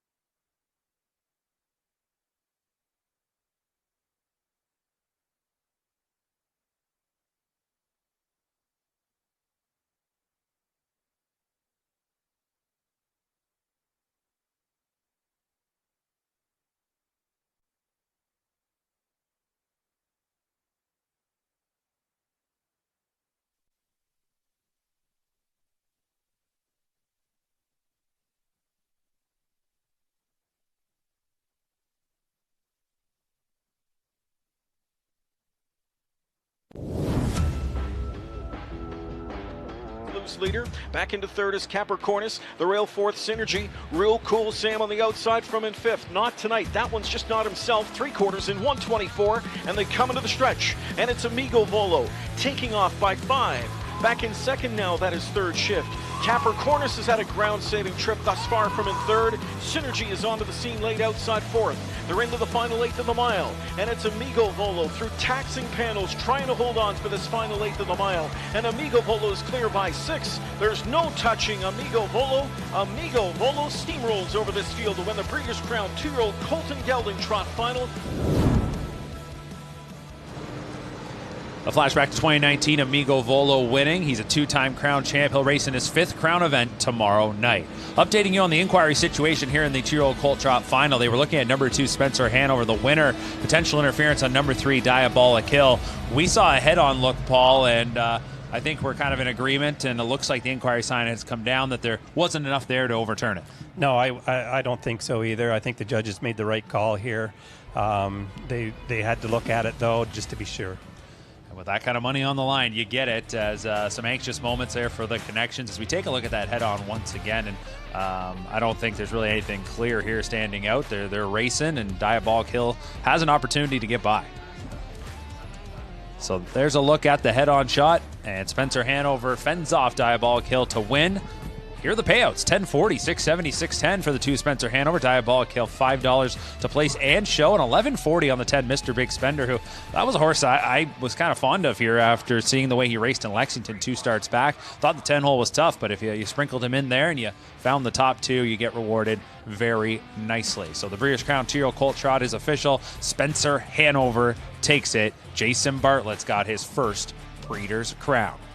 Back on the desk here, Mark McKelvey, Paul McDonnell, Greg Blanchard, and guys, now we turn our focus to the Breeders' Crown 2-year-old colt and gelding pace. 12 championships over the course of the weekend. You hate to say that you're looking forward to one over the rest, but I think here tonight for me, getting another opportunity, Greg, to see Bojangles, this is going to be one heck of a horse race. Yeah, I mean, he's a special colt. And the good thing is, though, as dominant as he's been, he's never been beaten, and setting, Canadian records and the like.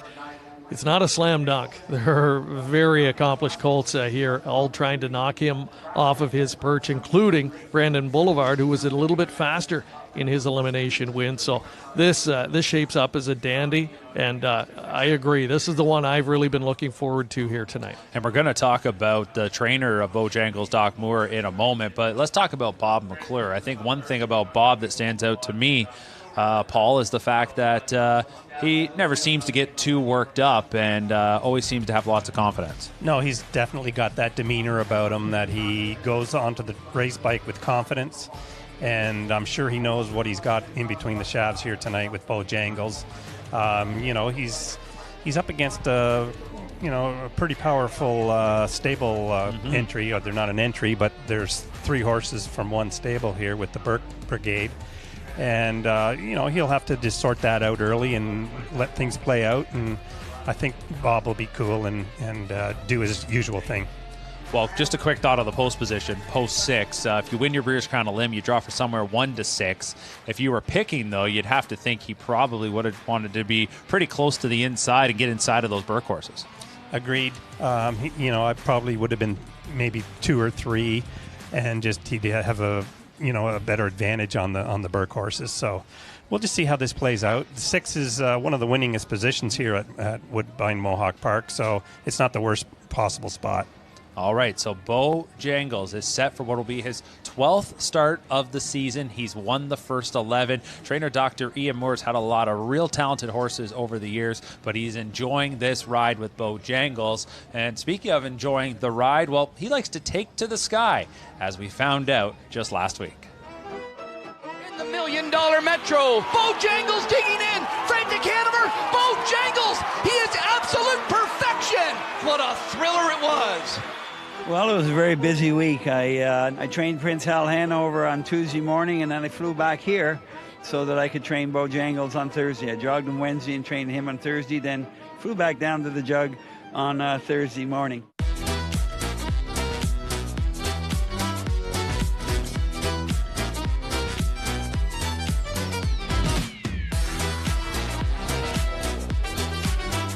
So this red button you hold and talk through your mic, and any air traffic controller will answer you, all right? Julie Kilo Waterloo Tower Squawk Identity altitude request. Yeah, where are you? This might happen, right? Train to Hotel Tower Falls.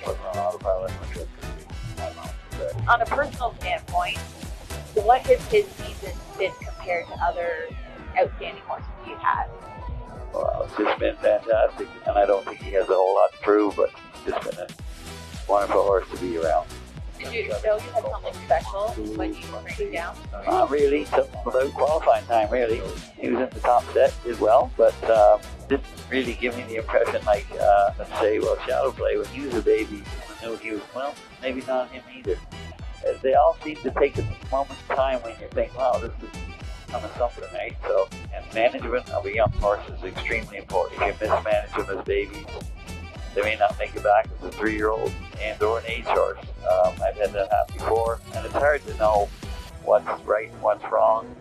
So you just do the best you can and hope for the best, I guess, in the future.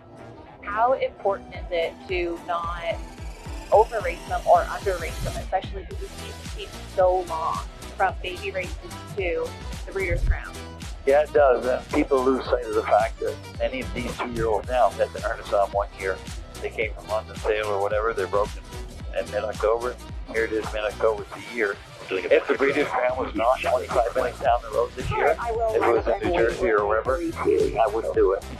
Okay, follow Cessna number 3, put down one for those single change, left down one now for 3-2 for those. Better.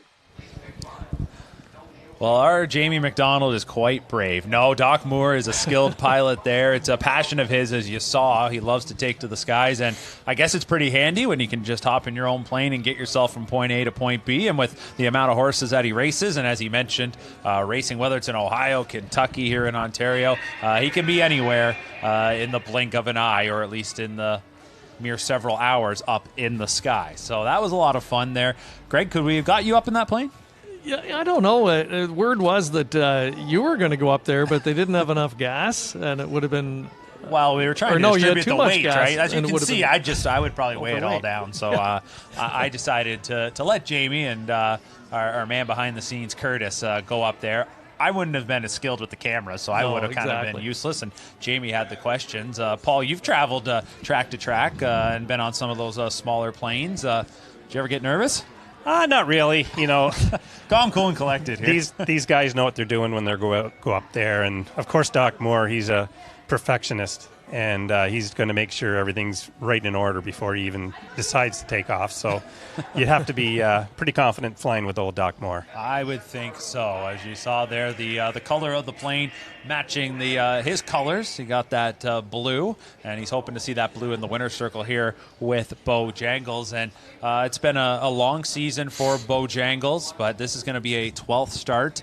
As we look at some of the facts and figures for this 2-year-old colt pace division, I wanted to ask you, Paul, do you have a number in mind that's kind of that perfect number for these top 2-year-olds in the amount of starts they would have in that first season? Well, it all depends on the horse, but I think most trainers aim for around 10. And, he's going into number 12 here. Probably a little more than Doc would like, but the horse has done everything with ease. A couple of the races, he didn't even look like he was extended at all. So I'm sure that he wouldn't have raced him if he didn't think he was in top shape and ready to rock. So here we are tonight in start 12. You see it at the top of the board there that 149 is the stakes record set by Sweet Lou. That happened at Woodbine Racetrack. A lot of memorable Breeders' Crown races at Woodbine, Greg, but that was an eye-catching mile when it happened. I mean, we're going back a decade plus now, and that was Dave Pallone for Ron Burke. Yeah, and again, the type of field this year that could threaten and perhaps lower that record. We saw, too, the winningest trainer in the history of this division, Joe Holloway, his most recent coming with a son of Sweet Lou, Ammo, back in 2022. The horses starting to make their way out of the paddock for this Breeders' Crown 2-year-old colt and gelding pace. It's going to be our 4th and final Breeders' Crown tonight. Don't forget, coming up tomorrow evening, we've got the 8 finals for the 3-year-olds and the open divisions. And a lot of these same faces will be back tomorrow, but certainly would love to get to the winner's circle here on night number 1. It'll be the final opportunity. 4 horses from the Ron Burke barn here. If you're Bob McClure, you mentioned it a bit there, Paul. Are you at all a little concerned?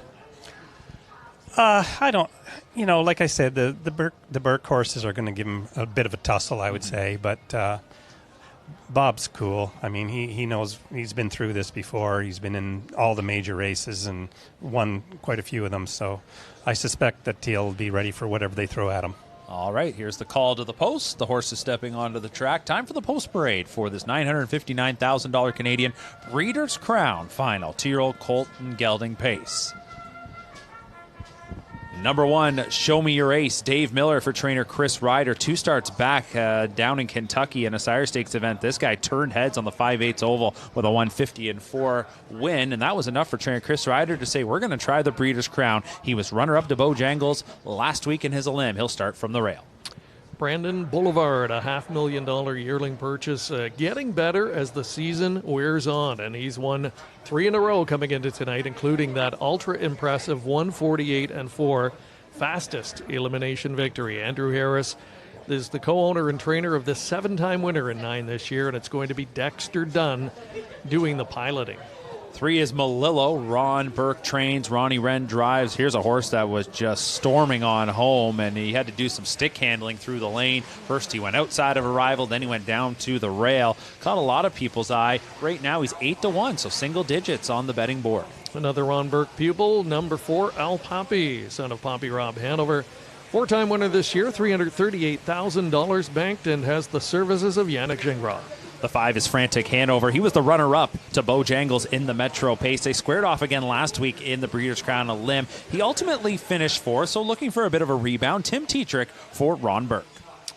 The son of a superstar, Stallion Cattle Wash, number 6, Bojangles. Perfect in 11 this year. More than $1.2 million on his card. And we just heard from Dr. Ian Moore.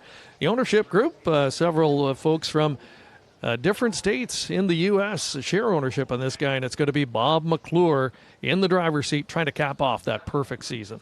Trainer Mike Vanderkamp has a long history in the Breeders' Crown, and he sends out number 7, Windor. From the first crop of Bulldog Hanover, Doug McNair drives this Ontario sired, who has a stakes victory in the Champlain this year. He's made over $200,000. Big opportunity here in the Breeders' Crown. P.A. Luke, number 8, one of the more lightly raced in the field. The Poppy Rob Hanover colt, just 5 starts, 1 win, little under $30,000 banked. Has Captain Canada, James McDonald, in the bike. 9 is going to be You Brute. Talk about regally bred. Warwie You Butte is the dam of this Tall Dark Stranger colt. So you've got world champions throughout this family. Another one for trainer Ron Burke. Todd McCarthy drives. And another talented colt saddled with the outside post is Fragment to round out the field. 8 wins this season in 13 starts, more than $700,000 earned. And Jason Bartlett looking to come right back with a second Breeders' Crown winner. All right, now you've met those that are going to compete in this Breeders' Crown contest. And in last week's elimination, number 2, Brandon Boulevard, set a Canadian record when he won in 148-4. But it's not too often that a horse coming back off a Canadian record effort isn't really the talk of the race. That's the case for Brandon Boulevard, but his trainer, Andrew Harris, is very confident, and Jamie caught up with him. Trainer Andrew Harris joins us now, leaving from post 2 in race 9 with Brandon Boulevard. This horse has been almost perfect this year. And just walk us through his season in general. You know, from about March on, I thought he was a pretty special colt. And then we got lucky. We got to stay because he's Kentucky Sire Stakes, and that program's just so great. I got to stay there for the whole summer, and he kind of got to learn to race there and do it a couple different ways. He's never had to go one trip. He's got to go from off the pace, on the front, first up, and he seems like he thrives on anything that we do with him because he's got a big set of lungs. So he's coming into the race in great shape, and he seems sharp, and I think he's one of the fresher horses in the race other than Bojangles, who also hasn't had to travel. Yeah, it makes a big difference, doesn't it, when they're not traveling hours at a time to go race? Yeah, it's a lot of wear and tear on these guys when they're on the trailer for 8-9 hours, shipping to places and stuff like that, and then they need a day to recover from standing on the trailer all day, moving around, trying to stabilize themselves. So yeah, it's a lot on them, and we don't give them enough credit for these horses travel as much as they do. And last week, phenomenal race, 148-4, amazing mile. And how do you think Fractions will set up this race? You know, as much as I'd like to say that I think that they'll just go Wicked Fractions, I think they'll respect Bo too much. I think everyone's going to be in the boat that, you know, if they go race them too hard, then they're not going to get a piece of it. And every driver's in there to get as much of it as they can. So I don't see anybody sitting there trying to rough him up too much. I really don't. So I think fractions will be a little bit slower than people anticipate. And just on a personal note, you're having a career season on both sides of the border, Canada, U.S., which is phenomenal. How do you keep your momentum going? Just keep entering the box and hoping these guys are sharp. I mean, it's the horses and the team behind me. I got great guys behind me. My grooms and caretakers and riders are fantastic, and they do a good job keeping the horses sharp. So it's all on them. They all do it for me. I just sit here and make sure I enter the horses. And what would it be like for you to step foot in that winner's circle for the Breeders' Crown? I'd be the first one, so it would be incredible. I'd probably cry like a baby. Well, let's hope we see some waterworks tonight. Good luck. Thank you. I appreciate it. All right, great stuff there with Jamie and Andrew Harris talking kind of candidly about the fact that last week his horse had some incredible fractions to come into there and setting that Canadian record of 148.4, but he's not expecting a big-time hot tempo, as he just expects Bojangles might get some big-time respect. Is that kind of how you could see this going here, Paul? I'm not sure. I think there's going to be a horse race into the first turn here tonight. There's going to be, it's the last start of the year. A lot of colts will be shut down after this, and they're going to do some racing here. Greg, Bojangles, he's certainly just been a treat to watch. No matter what happens here, it's not going to take away from what's been an incredible season, but a win in a spot like this, I mean, it just gets people so excited to skip ahead to next summer and what could be another magical campaign. Yeah, I mean, we go back to Sun Beach somewhere, and I remember that year, there was a lot of pressure, I think, in the Metro, and you wanted to end that season undefeated. And then it left you with months of anticipation, and it just built as we looked forward to his 3-year-old campaign, and I can't imagine it would be any different here for Bojangles, maybe even more so with a 12-for-12 record. But I don't know. I think, Andrew Harris, I think that was a little bit of reverse psychology perhaps, because I'm with you guys. I just think there's going to be some battling and tussling here, and it's going to be a real strategic race, and Bojangles, I think he'll probably get his stiffest test of the season here tonight, and it comes in start number 12. So it's a test of talent, but it's a test of stamina and endurance at this point in the year. It's funny that you mentioned maybe that reverse psychology, because Ron Burke the other night at the post-position draw and Breeders' Crown dinner said that it's Bojangles and 9 other horses. Well, he's got 4 of the 9 other horses, and they're all very talented, but a lot of respect is being offered up to Bojangles. Right now, he's 3-5 on the betting board. The second choice is the number 2, Brandon Boulevard, at 5-2, and Malillo, the number 3, is currently that third choice at 7-1. A horse that's got a pretty good resume, that's for sure. He's got 3 wins on the season, a couple of Grand Circuit scores, but he was just flying on the end of the mile. And what I like is when you break down each quarter, he went 27 in all 4 quarters and was still closing in, just kind of running out of daylight. If you're Ronnie Wren, I would have to think, Paul, that he's just hoping, unlike some are anticipating, but we certainly are, those fractions set up for him. Yeah, absolutely. I noticed that horse also last week. He was caught in the backfield and did some serious pacing down to the wire. So he's going to be a contender in here regardless. All right, well, the wings of the starting gate are open. Bojangles is trying to go a perfect 12-for-12 in his 2-year-old season. Let's see what happens. This should be one great tilt. It's the main event on Primetime. Up to Chad Rosema with the call. This puts his perfect record on the line against 9 other talented freshmen. Brandon Boulevard, who established the new track record last week, is at 5-2, 8-1 on 3 Malillo. The guys talked about troubled trip, but clearly live in the stretch. It's post time for race number 9. Breeders' Crown final for the 2-year-old pacing. Colts and Geldings are at the top of the stretch. Here they come to a start.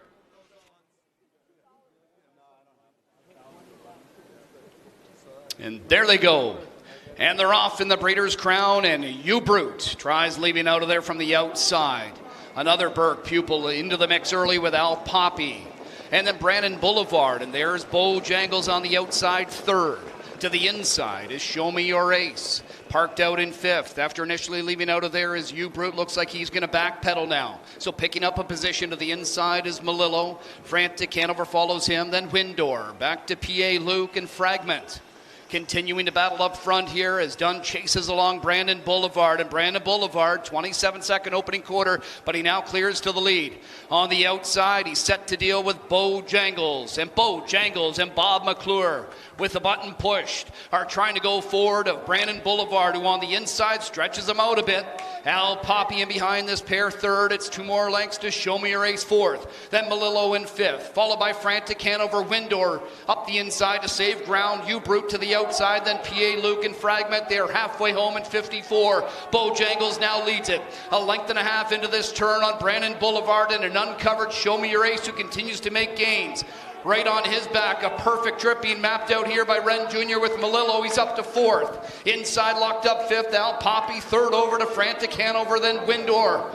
U-Brute, back to P.A. Luke and Fragment. 1:21 and 4 3/4. And as they turn for the stretch, it's the undefeated Bojangles leading the way by 2.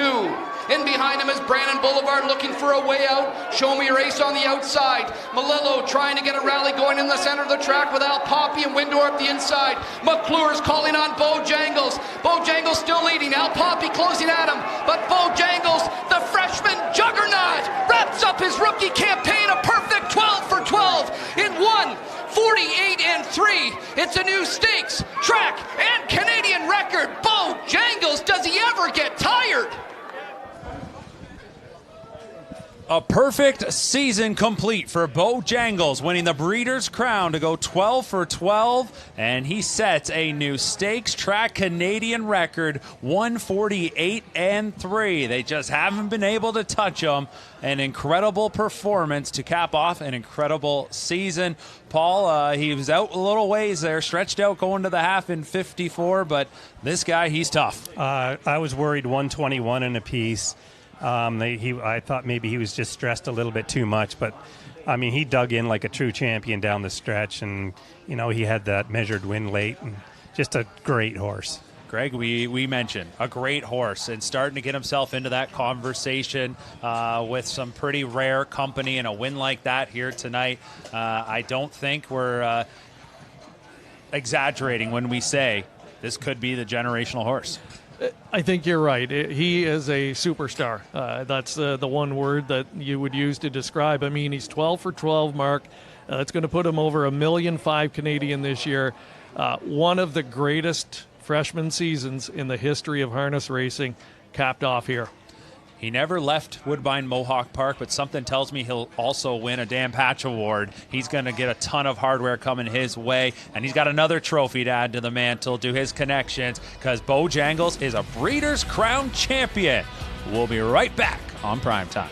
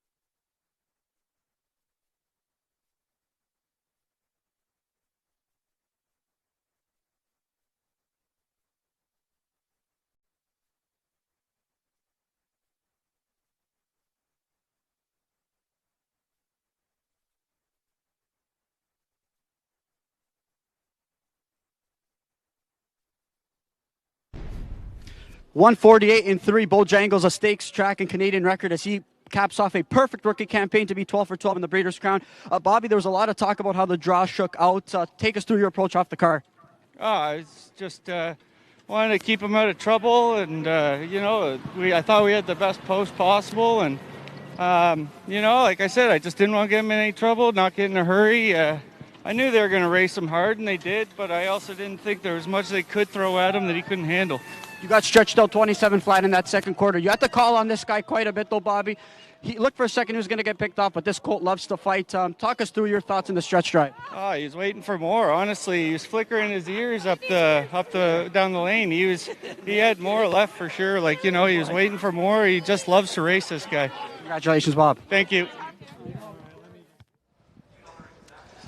Bob McClure's on cloud nine. So are all the connections of Bojangles. He said it. He was just waiting for more. 148-3, a Canadian record as Bojangles delivers, paying $290, the heavy favorite, but he had to earn it, to say the least. Al Poppy finished second. Malillo was third, and Brandon Boulevard hung in there for fourth. A big night for the Burke Brigade as they're going to finish second and third here, but they would have loved to upend Bojangles.